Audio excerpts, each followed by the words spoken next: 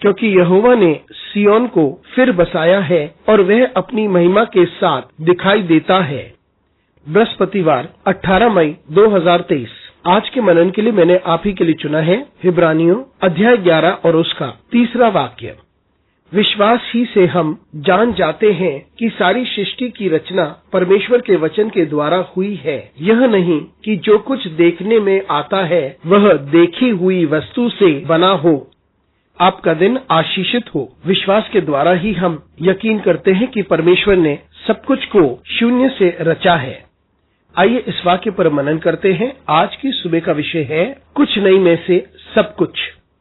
इब्रानियों का यह अध्याय यानी 11वां अध्याय विश्वास के बारे में बात करता है। वह इस अध्याय के शुरू में कहता है, विश्वास आशा की हुई वस्तुओं का निश्चय है और अनदेखी वस्तुओं का प्रमाण है। मित्रों, विश्वास हमारे आंतरिक रूप का एक भाग्य है और इसका रिश्ता परमेश्वर से है, हमारे विश्वास से, हमारे भरोसे से, जो हमारे साथ है उन बातों के बारे में जो हमने अपनी दृष्टि से नहीं देखा। और ये ऐसी बातें हैं जिसकी हम कल्पना भी नहीं कर सकते। और इसलिए सही रूप से लेखक लिखता है कि विश्वास के द्वारा ही हम जानते हैं कि शब्द के द्वारा इस भूमंडल की रचना हुई है। बाइबल बड़े स्पष्ट रूप से बताती है किस प्रकार से परमेश्वर ने इस भूमंडल की रचना की। वे उसके शब्द के द्वारा था। आदि में कुछ नहीं था, लेकिन परमेश्वर ने कुछ नहीं में से सब कुछ की रचना की। लोग बहुत से तर्क देते होंगे और बहुत सी बातें हो सकती हैं, सिद्धांत हो सकते हैं, लेकिन हमें ये बात समझना चाहिए कि परमेश्वर के लिए कुछ भी असंभव नहीं। परमेश्वर कुछ नहीं से सब कुछ की रचना कर सकता है। परमेश्वर कुछ ऐसा कर सकता है जो हमारी कल्पना से परे है। और इन बातों को समझने के लिए हमें विश्वास की आवश्यकता है। बिना विश्वास के हम इस ब्रह्मांड की कल्पना भी नहीं कर सकते और न ही परमेश्वर की सृष्टि को। यह इतना विशाल है